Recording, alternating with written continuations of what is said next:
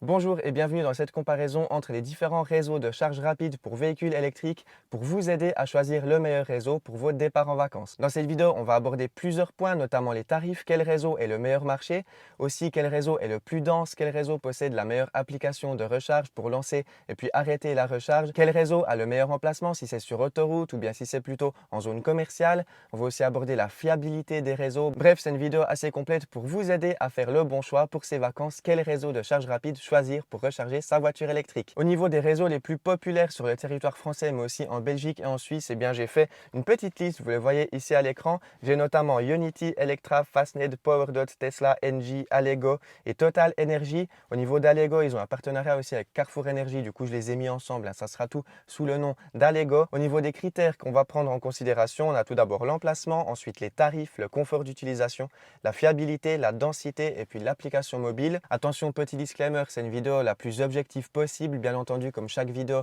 que je publie sur ma chaîne YouTube. Par contre, il y aura aussi une part de subjectivité, bien évidemment. Je partage mon expérience. Cette vidéo, ça ne veut pas dire quel est le meilleur réseau ou quel est le moins bon. C'est juste selon mon expérience, lequel je privilégierais personnellement et lesquels je mettrai un peu avec réserve. Je tiens à préciser que pour la préparation de cette vidéo, j'ai utilisé une magnifique carte faite par Denis. Je la mettrai en description. C'est une carte qui regroupe tous les chargeurs rapides de France. C'est juste incroyable. Mais elle regroupe pas seulement les chargeurs qui sont ouverts, elle regroupe aussi les chargeurs qui sont en construction, où il y a des permis de construire qui ont été déposés, où certains opérateurs ont reçu des concessions aussi pour la construction de nouvelles stations. Donc c'est super intéressant. Vous retrouverez le lien de cette carte en description. Merci beaucoup à Denis pour son travail phénoménal. Ça doit être incroyable de faire ce travail tous les jours. Donc merci beaucoup à lui. Vous retrouverez aussi sa chaîne YouTube, sa page Facebook et puis son compte Twitter en description. Merci beaucoup à lui et puis on va tout de suite commencer avec le premier critère de cette vidéo. J'ai nommé l'emplacement. Alors pour ce critère, on va se poser la question, est-ce que les bornes sont bien situées? Est-ce qu'elles sont situées sur les aires d'autoroute pour pas perdre trop de temps lors de nos trajets? Et puis là, il y a 4 opérateurs de recharge qui se démarquent, qui sont positionnés sur les aires d'autoroute. Ça, c'est super pratique. On n'a pas besoin de sortir de l'autoroute, d'aller payer le péage, d'aller charger et puis après de reprendre un ticket pour remonter sur l'autoroute. On a donc Ionity, Total Energy, Fastned et Engie qui proposent des aires sur les autoroutes. Alors les terrains sur les aires d'autoroute, j'imagine que c'est assez cher. C'est pour ça que d'autres opérateurs ne proposent pas ou pas encore des aires totalement sur autoroute, notamment Electra, Tesla, Allego ou PowerDot. Ces opérateurs proposent leurs bornes en général sur des zones commerciales, donc par exemple sur les parkings de supermarchés. Certains ont des partenariats avec des chaînes de supermarchés par exemple, mais ils proposent aussi des bornes sur des parkings d'hôtels. Ça c'est peut-être un petit peu plus pratique parce que l'hôtel il est ouvert en général 24 heures sur 24 suivant les hôtels. Et puis là on peut notamment aller aux toilettes et puis on peut prendre un truc à boire par exemple pendant la recharge. En général ça dépend des hôtels bien évidemment. Tandis que sur les parkings en zone commerciale, dans les supermarchés par exemple, eh bien on peut seulement aller chercher un truc à boire ou à manger pendant les heures d'ouverture. Si on voyage de nuit ou bien le dimanche, là on n'a rien, on n'a pas de toilette, on n'a pas de quoi prendre un café par exemple, donc ça c'est un petit peu bête. Au niveau des notes, j'ai donc mis 5 étoiles pour Ionity, Total Energy, Fastned et Engie. C'est des bornes qui se trouvent sur autoroute, à côté d'aires d'autoroute, donc ça c'est génial. Ensuite j'ai mis 4 étoiles pour Electra parce que Electra va bientôt proposer des bornes de recharge sur autoroute, ça c'est nouveau. C'est super intéressant de voir leur évolution parce que c'est une entreprise qui a ouvert je crois en 2020 ou 2021.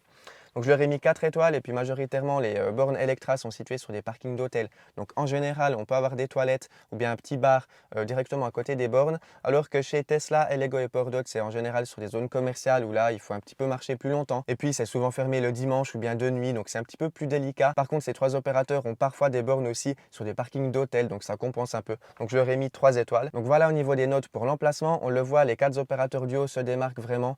Au niveau de leur emplacement sur autoroute, c'est super pratique quand on voyage sur autoroute, quand on fait 1000 km en un jour, on n'a pas besoin de sortir de l'autoroute, c'est génial. Par contre, on le verra au niveau du tarif, c'est peut-être un petit peu plus élevé que d'autres opérateurs. Et oui, les tarifs, c'est quand même un thème super important. Alors attention, je vais vous partager les tarifs aujourd'hui en mai 2023. Les tarifs peuvent évoluer constamment.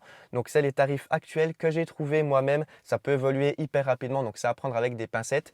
Voilà la slide au niveau des tarifs. Vous le voyez, ceux qui se différencient, c'est notamment Tesla, PowerDot, Electra et Ionity. Étonnamment, je vais vous expliquer un petit peu plus tard. Chez Tesla, on peut avoir un abonnement qui coûte, je crois, 12 € par mois si je ne me trompe pas, pour avoir des rabais sur le tarif au kilowattheure. C'est un abonnement qui est disponible pour tout le monde pour recharger n'importe quelle voiture électrique sur les réseaux Tesla qui sont ouverts au nom Tesla justement. Et puis on peut avoir un tarif jusqu'à 37 centimes d'euros du kilowattheure. C'est un tarif super intéressant, je trouve, pour de la recharge rapide. Attention, c'est avec abonnement.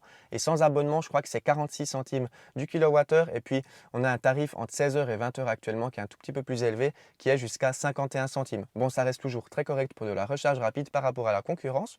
Ensuite, on a PowerDot 45 centimes. Là, PowerDot, ils ont souvent des partenariats avec Cora notamment, il me semble. Donc là, je vais trouver un tarif de 45 centimes du kilowattheure. C'est aussi très correct pour de la recharge rapide. Et puis Electra propose un tarif actuellement à 49 centimes d'euros du kilowattheure. Ça aussi, c'est un tarif très correct. Et puis Electra a aussi 5 étoiles, tout comme Tesla et PowerDot, parce qu'Electra propose de temps en temps des petits codes promo pour avoir des tarifs au kilowattheure un petit peu moins chers. Vous retrouverez un petit code promo qui s'affiche ici, c'est le code promo SJulien qui vous donne droit à 30% de réduction sur votre première recharge chez Electra. Donc voilà, vous retrouverez tous les liens en description si jamais ça peut vous intéresser. C'est un petit bon plan que j'ai grâce à Electra, donc merci beaucoup à eux de me donner un petit code promo que je peux partager comme ça à la communauté. À titre de transparence, je touche une petite commission si jamais vous utilisez mon code promo, si c'est votre première recharge chez Electra. C'est du donnant-donnant, je leur donne un petit peu de visibilité et puis en échange, je reçois une toute petite commission. Donc merci beaucoup à Electra. Voilà au niveau des tarifs. Ensuite, chez Ionity, on a des tarifs qui sont intéressants suivant les marques. Si jamais vous êtes possesseur d'une marque de voiture qui est elle-même actionnaire du groupe Ionity, vous pouvez avoir des tarifs assez préférentiels, entre 30 et 50 centimes, je crois, du kilowattheure. C'est sous abonnement, donc il faut payer un abonnement annuel pour pouvoir, ou mensuel d'ailleurs, pour pouvoir profiter des tarifs assez bas chez Ionity. Par contre, certains constructeurs vous proposent des abonnements qui sont gratuits la première année ou les 3 premières années, par exemple. Donc, suivant quelle voiture on roule, on peut avoir des tarifs super intéressants chez Ionity, des tarifs à environ 30-35 centimes du kilowattheure, ça c'est super cool. C'est pour ça que Ionity a 4 étoiles parce que c'est réservé à certaines voitures, certaines marques de voitures, et puis des fois c'est sous abonnement. Et puis, si par exemple on a une Tesla et puis qu'on ne peut pas prendre l'abonnement Ionity, par exemple, le tarif sera de 69 centimes. Donc ça, c'est un des plus chers qu'on peut trouver, malheureusement. Par contre, c'est le prix à payer pour avoir des bornes qui sont très bien situées sur autoroute. Bon, voilà, c'est un peu dommage. 69 centimes, c'est un peu cher. Mais suivant la marque de voiture qu'on roule, on peut avoir des tarifs super intéressants jusqu'à 30 centimes d'euros du kilowattheure. C'est pour ça que Ionity a 4 étoiles. Et puis ensuite, on a 3 étoiles pour Engie, Fastned, Total Energy et Allego. Vous retrouverez les tarifs sur la petite slide que je vous mets en incrustation. Donc voilà, c'est des tarifs un petit peu élevés suivant quelle voiture on roule, quelle consommation on a. C'est des tarifs qui se rapprochent fortement des tarifs du diesel ou de l'essence sur long trajet. C'est un peu triste à dire, mais c'est comme ça malheureusement. On va passer maintenant au point numéro 3, le confort d'utilisation. Pour le confort d'utilisation, j'ai pris plusieurs facteurs en considération, notamment la longueur du câble pour savoir si on doit faire des manœuvres, si on doit se rapprocher du câble de recharge avec notre trappe de recharge pour pouvoir tirer un peu le câble, ou bien s'il y a des systèmes qui permettent de tourner autour de la voiture avec le câble. J'ai aussi mis le toit, si la station de recharge est en général couverte avec un toit, notamment avec des panneaux solaires par exemple, suivant les opérateurs. Et puis un emplacement pour remorque, ça c'est super intéressant aussi si jamais vous tractez une remorque, une caravane par exemple, ou même un porte-vélo, suivant l'emplacement des bornes, ça peut être un petit peu difficile de se charger, ou même impossible avec une remorque sans devoir détacher la remorque. Donc là aussi, il y a des stations qui sont faites exprès pour les remorques, par exemple. Donc là, une station qui se démarque fortement, c'est Fastned. En général, alors pas toutes les stations, mais une grande partie sont faites pour les remorques. Donc on peut aller comme une station essence et puis se brancher directement en laissant la remorque attachée. On a aussi un toit chez Fastned et puis on a des câbles assez longs. On peut tourner tout autour de la voiture. Ça, c'est super pratique. Fastned, c'est super, 5 étoiles. Ensuite, Total Energy et Engie, c'est des stations qui ont en général des toits. Alors majoritairement, c'est des stations qui sont encore en construction maintenant. Ça sera prêt pour cet été. On a des toits, on a des câbles assez long. Par contre, on n'a pas de possibilité de se recharger avec une remorque attachée malheureusement, voire même un porte-vélo suivant où ça peut être un petit peu compliqué. Donc là, attention, on a seulement 4 étoiles. Ensuite, j'ai mis 3 étoiles pour Ionity, Electra, Allego et PowerDot. C'est des bornes qui ont en général des câbles assez longs. Par contre, en général, on n'a pas de toit. Ça, c'est un peu dommage. Et puis, en général, on n'a pas non plus d'emplacement pour remorque. Quoique Ionity, des fois, on a une borne un petit peu à côté de la station pour les remorques, mais c'est très rare quand même. Et puis, on a 2 étoiles pour Tesla. Là, c'est vraiment à améliorer. La longueur du câble, elle est vraiment très, très courte. C'est un câble d'à peine 1 mètre. Donc, suivant quelle voiture on utilise, on doit se rapprocher très clairement de la borne. On doit se rapprocher vraiment 10-15 cm. C'est un peu compliqué. Des fois, on doit utiliser 2 places de recharge. On doit se parquer un peu de travers pour justement atteindre le câble. Donc là, on le voit que ces stations ont été conçues pour des Tesla qui peuvent se garer en marche arrière, qui ont toute la trappe au même endroit. Et puis, si on a une autre voiture électrique, c'est un peu pour notre pomme. Là, on doit vraiment faire des manœuvres et puis c'est un petit peu compliqué quand même. Donc là, au niveau de la longueur du câble, c'est un no-go, c'est vraiment super pas pratique suivant quelle voiture on utilise. En général, les stations Tesla n'ont pas de toit non plus. Et puis, suivant les stations, on n'a pas vraiment d'emplacement pour remorque. Certaines stations en proposent, mais d'autres pas. Donc, c'est pour ça que j'ai mis 2 étoiles, malheureusement, pour les superchargeurs Tesla ouverts au nom Tesla. D'ailleurs, je n'ai pas pris en compte tous les superchargeurs qui sont seulement dédiés au Tesla. Donc voilà, pour le confort d'utilisation, on va passer maintenant à la fiabilité du réseau. Alors là, ça sera un point assez subjectif parce que j'ai pu tester la majorité des réseaux, mais pas tous. J'ai fait de bonnes expériences, j'ai fait de un peu mauvaises expériences sur certains réseaux. Donc là, c'est à prendre avec des pincettes. Je vous partage mon expérience personnelle. Il ne faut surtout pas en faire une généralité. Je vous laisserai faire votre propre expérience. Moi, personnellement, j'ai jamais eu de problème chez Electra, Tesla, Allego et Fastned. Ça a toujours super bien fonctionné. Rien à dire. Chez Tesla, peut-être une ou deux fois, j'ai dû changer de borne, mais c'était avec une Tesla, c'était pas avec un autre véhicule électrique. Et puis chez Tesla, j'ai chargé, je pense, 100 fois. Donc, j'ai jamais eu de grands problèmes chez Tesla non plus. Chez Electra, Lego et Fastned, j'ai chargé seulement 5-6 fois au total sur chaque borne. Quoique à Lego, j'ai chargé peut-être 2-3 fois. Et là, j'ai jamais eu de problème non plus. Par contre, j'ai eu des problèmes chez Total et chez Ionity. Ça m'est déjà arrivé. Alors, chez Total, j'ai chargé 3 fois et puis 2 fois, j'ai dû changer de borne parce que la borne était HS. Donc c'était un petit peu délicat, mais j'ai pu charger quand même, hein. Bien évidemment, c'est juste que j'ai dû prendre un peu plus de temps. Et puis chez Onity, ça m'arrive souvent de devoir changer de borne ou bien de devoir rebadger une deuxième fois. Vous le voyez dans mes road trips en voiture électrique, je vous mets la playlist en haut à droite. J'espère que je ne me trompe pas d'endroit. Comme ça, vous voyez eh bien, mes longs trajets en voiture électrique. J'ai eu pas mal de petits soucis chez Onity, mais attention, j'ai toujours pu charger, hein. Bien évidemment, c'est juste que ça prend 2, 3, 4 minutes pour se brancher, pour que la charge se lance. Mais j'ai pu me charger toujours. C'est pour ça qu'on a 3 étoiles et puis pas une étoile parce que en général, ça fonctionne quand même. Et puis de temps en temps, on doit changer de borne ou bien on doit rebadger. Et puis, j'ai pas encore pu tester NG et PowerDot. Du coup, je leur ai pas mis de note dans cette vidéo. Dites-moi en commentaire si jamais NG et PowerDot, vous trouvez que c'est fiable ou pas. On peut aussi partager plein d'infos en commentaire. C'est super intéressant. Je vous laisse aussi partager des informations sur d'autres réseaux de recharge rapide que vous avez pu tester. Partagez-moi les points forts, les points faibles. Ça m'intéresse vraiment et puis ça va intéresser aussi toute la communauté. Donc voilà au niveau de la fiabilité. On va passer maintenant à la densité du réseau. Pour ça, je me suis aidé de la magnifique carte de Denis. Merci beaucoup à lui pour son travail. Donc là, vous voyez à l'écran le nombre de stations de recharge. Attention, ce n'est pas le nombre de prises de recharge, c'est un peu différent. Mais j'ai aussi pris ça en considération pour mettre la note. Au niveau de Tesla, j'ai mis 4 étoiles. On a 100 stations actuellement en France, en Belgique et en Suisse ouvertes au non Tesla. Chez Ionity, on a 141 stations, mais bon, c'est des stations qui sont dans un sens et dans l'autre de l'autoroute. Donc ça multiplie le nombre de stations par 2. Alors que chez Tesla, c'est des stations qui sont en dehors de l'autoroute. Donc si on roule dans un sens ou dans l'autre, on peut aller visiter la même station.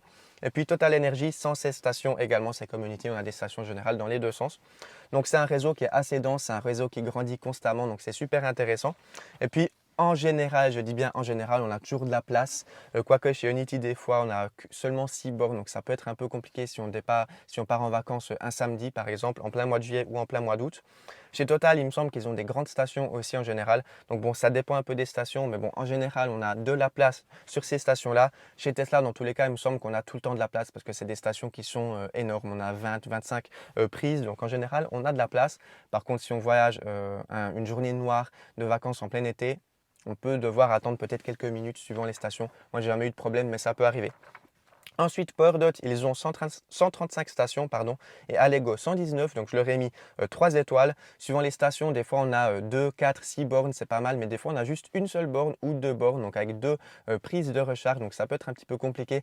Je m'y fierai pas forcément pour un départ en vacances. Moi, je préfère des stations avec beaucoup de bornes. Après, bon, ça dépend, j'ai pas fait énormément d'expérience non plus avec ces réseaux-là en plein mois de juillet ou en plein mois d'août, donc je ferai ça cet été, je vous donnerai un petit peu des nouvelles. Mais voilà, au niveau de la densité du réseau, c'est plutôt pas mal. Et puis ensuite, j'ai mis 2 étoiles pour Electra, Fastned et NG qui ont une cinquantaine de stations. Ça évolue constamment, c'est des réseaux qui se développent aussi. Mais bon, pour l'instant, c'est des réseaux pas très développés. Et puis là, suivant les opérateurs, on a des fois 2 ou 4 prises, mais des fois, on a un petit peu plus de place de recharge. Donc, c'est pas mal aussi. C'est des très belles stations, mais au niveau du réseau, c'est vrai qu'on aimerait qu'ils se développent un petit peu plus rapidement encore. Electra, par exemple, il se développe à une vitesse phénoménale. C'est assez impressionnant de voir le nombre de stations qui sont en construction actuellement.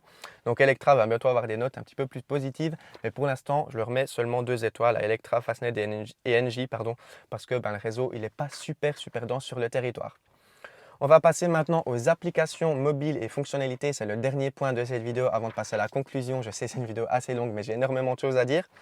Au niveau des applications, tous les réseaux ont à peu près une application similaire. Tesla, Total Energy, Ionity, Allego, NG, Fastned, on a à peu près les mêmes fonctionnalités.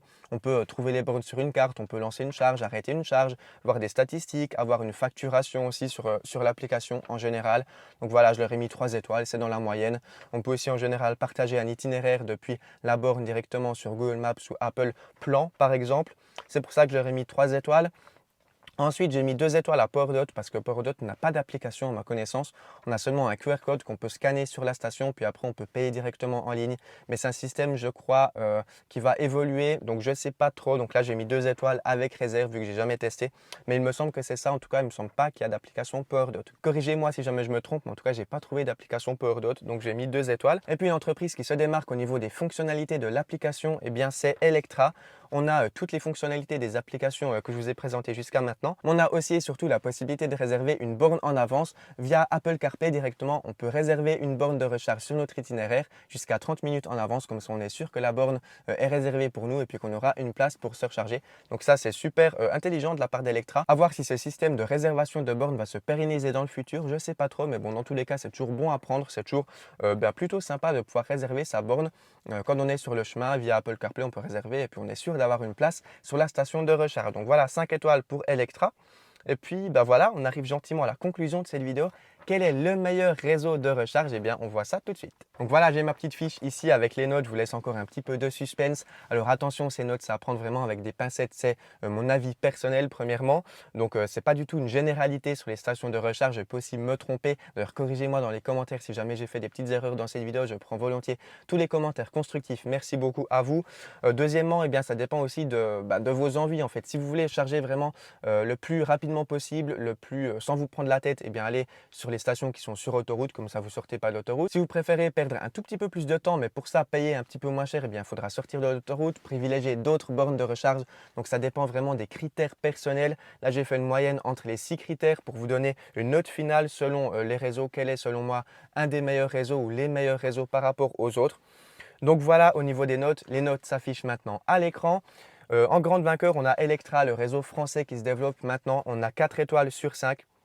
On l'a vu, c'est un réseau assez complet qui se démarque notamment par son application mobile et puis par ses tarifs aussi. Donc ça, c'est pas mal. Ensuite, Fastned 3,83. Fastned et Electra sont notamment pénalisés par leur densité qui est encore assez faible sur le territoire.